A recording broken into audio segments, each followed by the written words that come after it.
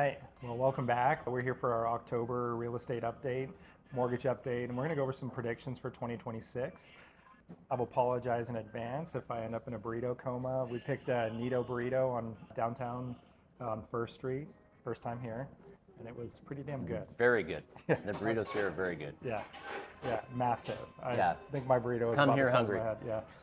So for the month of October, we saw median home prices end up at $405,000, which was down 3.6% from $420,000. I went back over the year just to kind of see where we're at relative to beginning of the year. We're actually up 3.2%. Started off the year at roughly $393 for median price.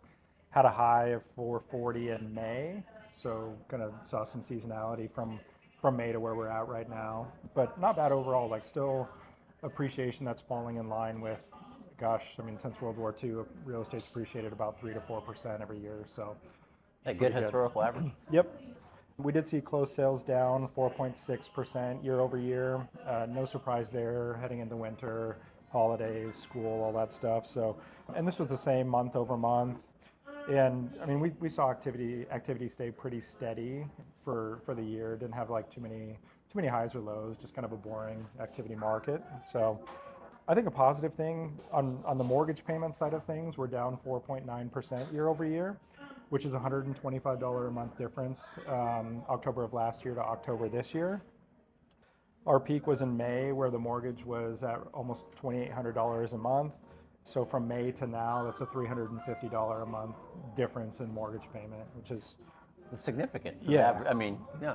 For Yep. when you're looking at under a $3,000 payment, you're talking more than 10% reduction in your monthly payment. Yep. And I think the thing that's really driving our market right now, as far as price stability and rates like not moving much, is inventory. So we saw inventory increase 15% year over year. Year to date, we're up roughly 8%. And in general, like, we need inventory on the market, obviously. We're still down from, what we normally see, but it's good to have new stuff coming onto the market. And then finally, like our active inventory, that's up 38% year over year. We're sitting at 3,330 homes that are active on the market right now. And I think that trend's going to continue. Seeing low absorption rate of basically 1 in 5 homes that come on during the reporting period are going pending. So 20% of the homes, which that's down 40% year over year. So that's on the real estate side. So kick it over to the mortgage side. I think for October, mortgage rates stayed started and ended the month pretty much at the same, which has been very unique, for the last several years. There's several reasons for that. One, some of the numbers and inflation are starting to come under control. People expect the Federal Reserve Bank to lower their overnight rate by a quarter point. They did that.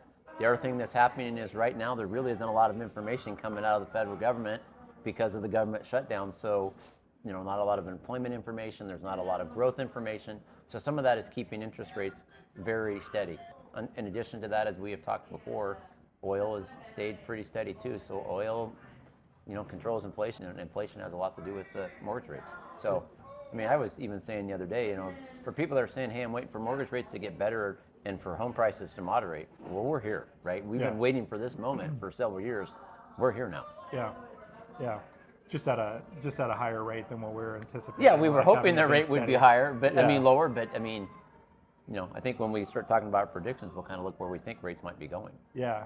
Well, and in 2025, what we predicted end of 2024 for the year of 2025, actually, I think we did a pretty good job of predicting. We were in the 3 to 4% appreciation range. Inventory continuing to come onto the market and kind of stay stagnant as we head into a balanced market. We saw both of those happen.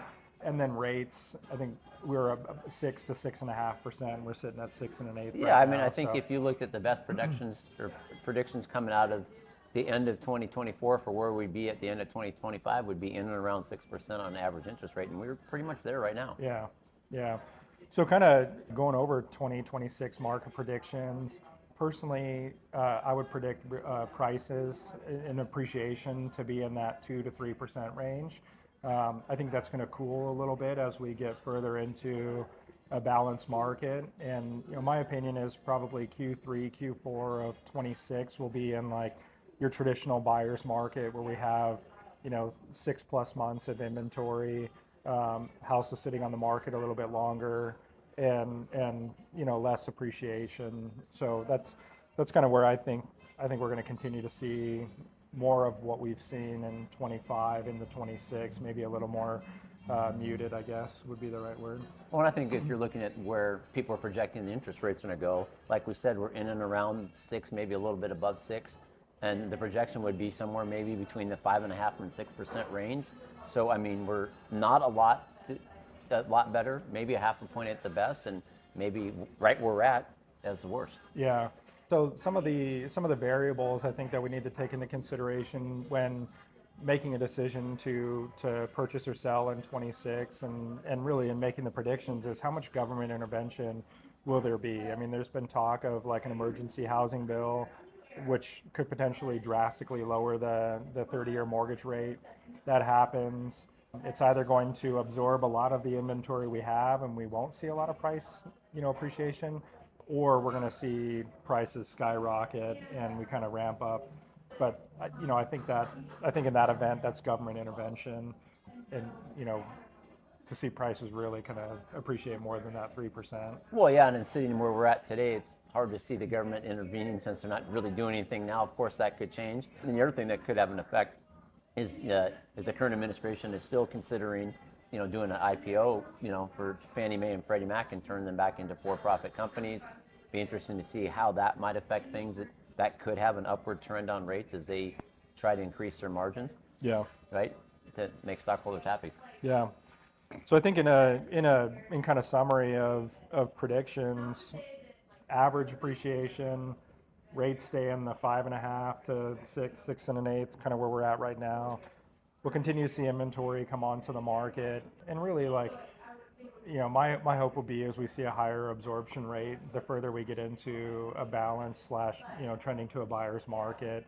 There's quite a bit of inventory that's sitting on the market right now, which is going to keep prices I think if you're considering buying and you're waiting for next year, if you're looking at the average home price today is $405,000, goes up 3%, that goes up to $417,000. If your interest rate today was 6 1/8, and you could wait till you got to 5.75, but now that house was worth $417,000, you'd save $20 a month, which is great, but it cost you $9,100 in additional down payment, and the break even at that point is 37 years. So it wouldn't be a great economic decision if you think rates are just going to slightly improve, and I do think that's all we're looking at.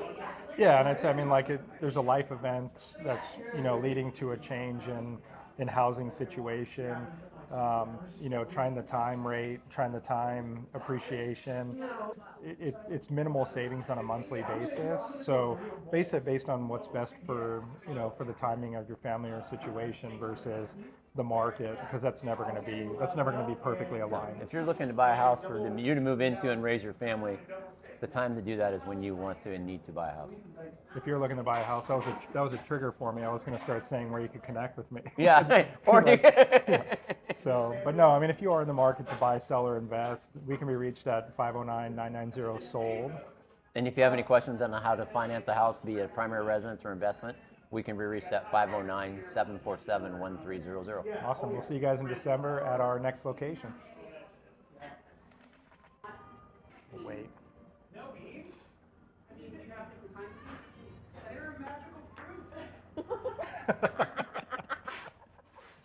Yeah.